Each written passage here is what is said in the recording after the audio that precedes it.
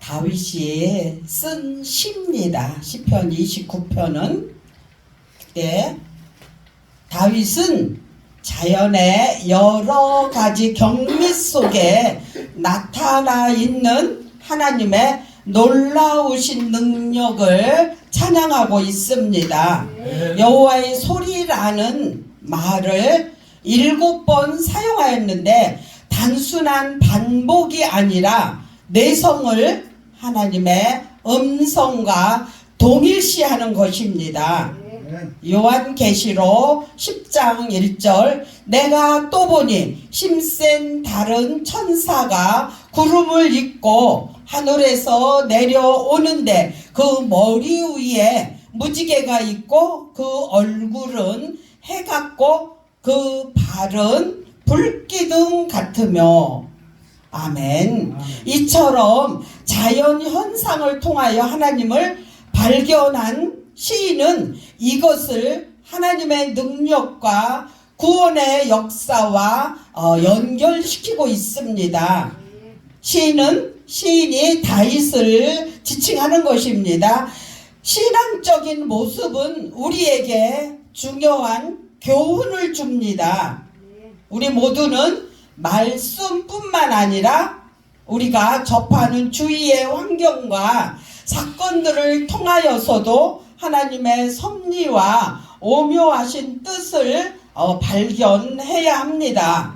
마가복음 13장 28절에서 29절에 무화과 나무의 비유를 배우라. 그 가지가 연하여 지고 잎사귀를 내면은 여름이 가까운 줄을 아나니 이와 같이 너희가 이런 일이 나는 것을 보거든 인자가 가까이 곧 문 앞에 이른 줄 알라. 또 하나의 교훈은 불신자들에게는 불안과 공포를 주는 내성과 같은 것들도 하나님의 택한 자들에게는 기쁨과 위로가 된다는 것입니다. 그리스도의 심판이 임할 때 마지막 심판 심판 날은 불신자들에게는 두려움과 절망과 고통의 날이지만 우리 예수 믿는 우리들에게는 기쁨과 소망과 위로의 날입니다. 디모데후서 4장 8절 이제후로는 나를 위하여 의의 면류관이 예비되었으므로 주 곧 의로우신 재판장이 그날에 내게 주실 것이니 내게만 아니라 주의 나타나심을 사모하는 모든 자에게니라. 시인은 하늘에서 들려오는 내성을 여호와의 소리로 동일시합니다. 이 내성이 여호와의 소리로 불려져야 하는 이유는 위로부터 온다거나 인간의 통제 아래 있지 않으며 그 소리가 멀리까지 미치기 때문만이 아니라 하나님께서 자주 우레로 말씀하셨고 이스라엘의 대적들을 심판하셨기 때문입니다. 사무엘상 17장 10절에 사무엘이 번제를 드릴 때에 블레셋 사람이 이스라엘과 싸우려고 가까이 오매 그날에 여호와께서 블레셋 사람에게 큰 의뢰를 바라여 그들을 어지럽게 하시니 그들이 이스라엘 앞에 패한지라. 아멘. 이러한 것들은 하나님께서 만물을 창조하셨을 뿐만 아니라 다스리시며 섭리하신다는 사실을 우리에게 알게 하십니다. 이처럼 내성을 바라시는 하나님의 섭리 아래 살고 있는 우리는 겸손할 수밖에 없으며 하나님을 경외할 수밖에 없습니다. 하나님의 소리는 힘이 있고 위엄이 가득하기 때문입니다. 하나님이 전능하신 분이시며 여호와의 소리를 가지고 있는 속성을 하나님의 속성과 동일시할 수 있습니다. 하나님은 불가능을 가능케 하시며 무에서 유를 창조하실 뿐만 아니라 모든 우주 만물을 다스리시는 분이십니다. 하나님의 가지신 위엄은 세상의 위엄과는 비교할 수 없는 엄청난 것입니다. 역대상 29장 11절에 여호와여 광대하심과 권능과 영광 이김과 위엄이 다 주께 속하였사오니 천지에 있는 것이 다 주의 것이로소이다. 여호와의 주권도 주께 속하였사오니 주는 높으사 만유의 머리이심이다. 아멘. 하나님께서 험한 인생을 살아가는 우리들에게는 삶을 지켜주시고 인도해 주시며 우리의 모든 필요를 채우고 도움을 주십니다. 그러므로 우리는 담대함을 가지고 삶을 살아 나가야 합니다. 백항목은 아라비아에서 유래했는데 뜻은 굳건히 뿌리 박힌 강한 나무입니다. 이 나무는 풍채가 아름답고 향기가 매우 좋을 뿐만 아니라 네바논에서는 가장 큰 나무이며 해충의 피해를 입지 않으며 나무 줄기가 옹이가 없고 내구성이 강해 고급 건축용 자재로 많이 쓰이는 나무입니다. 솔로몬이 하나님의 성전을 건축할 때 이 나무를 주 재료로 사용한 것은 이 나무의 우수성은 누구에게나 인정되었기 때문입니다.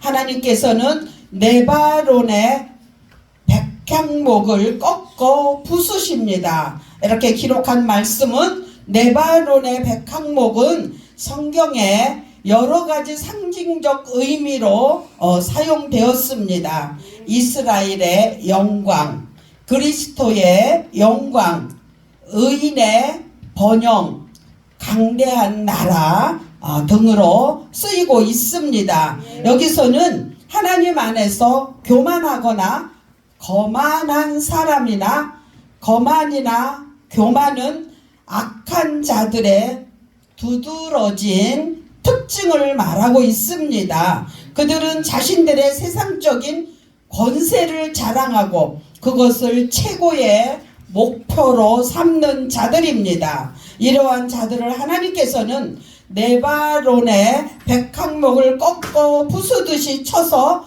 그 교만을 꺾으신다고 기록을 하고 있습니다. 왜냐하면 이런 것들은 하나님께서 가장 미워하시는 것이기 때문입니다. 그러므로 우리는 자신의 삶을 돌아보아 우리 속에 남아있는 교만과 거만한 부분을 철저히 제거해야 합니다. 우리는 하나님의 택하신 거룩하고 사랑하신 자처럼 긍휼과 자비와 겸손과 온유와 오래 참음으로 옷 입고 겸손으로 허리를 동여야 합니다. 네바논과 좀 뛰세요. 너무 소리? 네바논과 시료는 팔레스틴의 중요한 큰 산인데 네바논은 갈릴리 북쪽에 위치하고 시련 곧 헤르몬은 네바논의 동쪽 산줄기에서 가장 높은 봉우리입니다. 산들이 천둥과 번개의 크고 요란한 소리로 인하여 진동하며 흔들리는 것에 대한 시적 표현입니다. 백항목과 높은 산, 즉 자연을 뒤흔든다는 내성의 거대한 능력의 표현임을 의미합니다. 이처럼 다윗과 마찬가지로 우리 성도들은 주위의 자연과 현상을 통해서도 하나님의 존재하심을 알게 됩니다. 가데스 광야는 가데스 바나의 동일 지역으로 모세에 의해 인도되어 애굽을 탈출한 이스라엘 백성이 가장 오래 머물렀던 광야의 오아시스입니다. 가데스 바네아는 시내 반도의 신광야에 있으며 팔레스타인의 최남단에 있습니다. 서쪽은 애굽의 시내 부근이며 동은 에돔과 아모리 족속의 산지와도 가까이 있습니다. 가데스란 거룩한 또는 성별된 이란 의미입니다. 팔레스타인에는 옛날 가나안의 성소가 있었습니다. 여호와의 소리 곧 내성이 가데스 광야를 진동시켰을 때 이스라엘에게 도전하고 다윗에게 대항했던 이웃 나라들, 즉 네바론 숲 근처에 자리 잡고 있었던 아람 사람들이나 헤르몬산 접하고 있었던 아모리 사람들, 아람 사람들이나 가데스 광야 주변에 있었던 모압, 암몬 사람들과 같은 이웃 나라들을 두려움에 떨게 하여 이스라엘을 침략하지 못하게 했습니다. 하나님께서 가데스 광야를 진동시키는 권능으로 이스라엘을 원수들의 손에서 구원하여 지켜주셨습니다. 가데스 광야의 진동이 지금도 계속되고 있습니다. 울부짖는 굶주린 사자처럼 우리를 삼키려는 사단의 무리들에서 하나님의 권능으로 우리를 보호해 주시고 우리가 그들을 이길 수 있게 하시는 분이 하나님이십니다. 여호와의 소리, 즉 내성이 암사슴을 낙태케 만들고 살림을 말갛게 벗기시기 때문에 성전에 있는 자들이 하나님을 찬양을 하였습니다. 원래 암사슴은 소심한 동물인데다가 새끼를 베게 되면 더욱 소심해지기 때문에 내성으로 인해 놀라서 낙태하는 경우가 종종 있었습니다. 살림을 말갛게 벗긴다는 것은 번갯불로 나무가 타서 껍질이 벗겨지는 것을 말합니다. 이러한 현상은 하나님의 공의로 인한 징계의 수단이며 천지 만물 가운데서 하나님은 반드시 선과 악에 대하여 보응하시는 분이십니다. 그렇기 때문에 그 전에는 모든 것이 말하기를 영광이라고 하나님께 찬양을 드린 것입니다. 그런데 그 전을 하늘나라로 볼 수 있고 하나님께서 창조하신 천지로 볼 수 있고 지상의 성전이나 예배당으로 볼 수도 있습니다. 가장 타당한 견해는 예루살렘 성전을 가리킨다고 볼 수 있습니다. 다윗이 의도한 바는 자연 만물 가운데 나타나는 하나님의 권능과 위엄을 찬양하는 존재는 오직 하나님의 전에 있는 하나님의 자녀들 뿐임을 가르치기 위함이며 영적인 의미에서 보면 하나님의 성호를 찬양 드릴 존재들은 하나님의 영적 이스라엘 백성인 성도들이며 찬양은 성도의 특권인 동시에 의무입니다. 마태복음 26장 30절에 이에 저희가 찬미하고 감난산으로 나아가니라. 아멘. 여호와의 소리란 산하를 웅장하게 울리는 내성 속에서 자연과 인생을 섭리하시는 하나님의 임재를 시인이 예민한 감성으로 포착하여 현상화한 시적 이미지이며 성도는 장중한 우레 소리에서 뿐만 아니라 세미한 주님의 음성에도 귀 기울 수 있어야 합니다. 왕상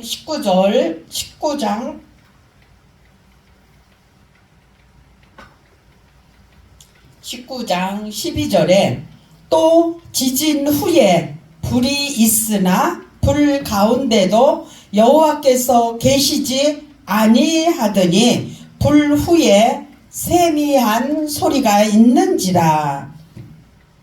출애굽기 15장 1절에서 3절에 이때에 이스라엘 자손이 이 노래로 여호와께 노래하니 일렀으되 내가 여호와를 찬송하리니 그는 높고 영화로우시며 말과 그 탄 자를 바다에 던지셨음이로라. 아멘.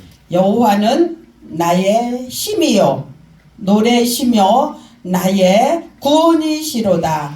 그는 나의 하나님이시니 내가 그를 찬송할 것이요 내 아버지의 하나님이시니 내가 그를 높이리로다. 아멘. 여호와는 용사시니 여호와는 그의 이름이시로다. 아멘. 아멘. 다윗은 자신이 처해 있던 그 위험에서 하나님의 은혜로 구원받은 사실을 인하여 하나님께 감사와 찬양을 드렸습니다. 다윗은 하나님의 크신 은혜를 체험했기 때문에 다른 사람에게도 구원의 하나님께 감사 찬양을 드리도록 권면합니다. 우리가 한 가지 얻을 수 있는 교훈은 일반적으로 사람들이 위급한 상황에 처했을 때에는 하나님을 찾지만 어려움에서 벗어났을 때는 그 은혜를 쉽게 잃어버리는데 다윗은 잊지 않고 감사드렸다는 점입니다. 네. 이처럼 우리는 매 순간마다 도우시고 보호해 주실 뿐만 아니라 우리의 모든 필요를 채워주시는 하나님의 은혜를 기억하여 늘 감사와 찬양을 드리는 자가 되어야 합니다. 네. 신명기 8장 10절에 내가 먹어서 배부르고 내 하나님 여호와께서 옥토로 내게 주셨음을 인하여 그를 찬송하리라. 아멘. 하나님께서 과거와 현재와 미래의 영원한 시간 속에서 왕으로서 우리 인간들을 지배하시는 절대 주권자이심을 보여줍니다. 네. 하나님께서는 항상 우리 삶 가운데 직접 개입하셔서 우리를 하나님의 섭리로 다스리심을 인정해야 합니다. 네. 신명기 4장 39절에 그런즉 너는 오늘날 상천하지에 오직 여호와는 하나님이시요 다른 신이 없는 줄을 알라. 네. 명심하고 이렇게 아멘 신명기 말씀에 기록을 하고 있습니다. 우리도 이 세상을 살아갈 때 우리에게서 찬양과 기도와 말씀이 예배고 우리가 하나님을 찾을 때는 기도와 찬양으로 하나님을 찾을 때 하나님이 우리를 만나 주십니다. 우리는 힘들고 어려워도 우리가 해야 될 것은 하나님 앞에 예배 드리는 것인데 예배에 속한 것이 찬양과 기도와 말씀임을 고백합니다. 힘들고 어려워도 하나님 앞에 찬양으로 영광 돌리는 우리 모두가 되시기를 예수님의 이름으로 축복합니다.